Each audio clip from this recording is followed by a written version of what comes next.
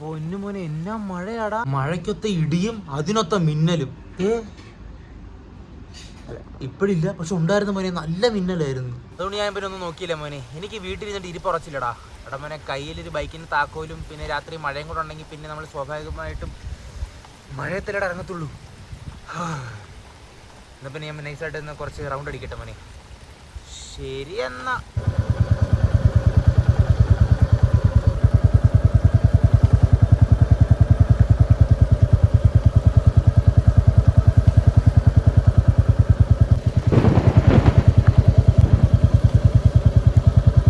എടാ മോനെ, ഇപ്പോൾ ചേച്ചി വിളിച്ചിട്ട് പറഞ്ഞ് ഇപ്പോൾ വീട്ടിൽ ചെല്ലുവാണെങ്കിൽ വേണമെങ്കിൽ കുറച്ച് മീൻ വറുത്തത് കഴിക്കാമെന്ന്. എന്നാൽ പിന്നെ സമയം കളയാതെ വീട്ടിൽ പോയിട്ട് മീൻ വറുത്തതും ചോറും കപ്പയും കൂടെ കഴിക്കട്ടെ മോനെ. ഇതൊക്കെയല്ലേ നമുക്ക് പറ്റത്തുള്ളൂടാ.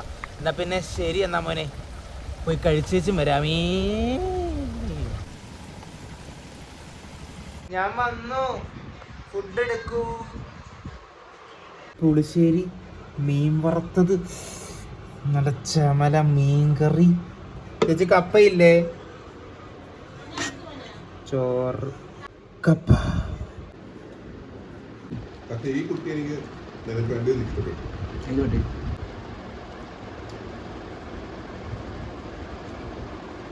നല്ല ടേസ്റ്റ് ഉണ്ട് ചേച്ചി, താങ്ക് യു. ഇനി ഓഫാക്കിക്കോ. മോനെ, ഹരിയുടെ പുതിയ കണ്ണാടി വെക്കുന്ന സ്റ്റാൻഡ് കണ്ടോടാ? കാണിച്ചു തരാം.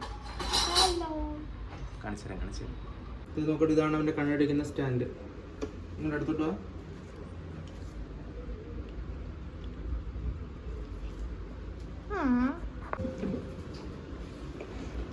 കൊള്ളാല്ലേ, പുതിയൊരു ഐറ്റം.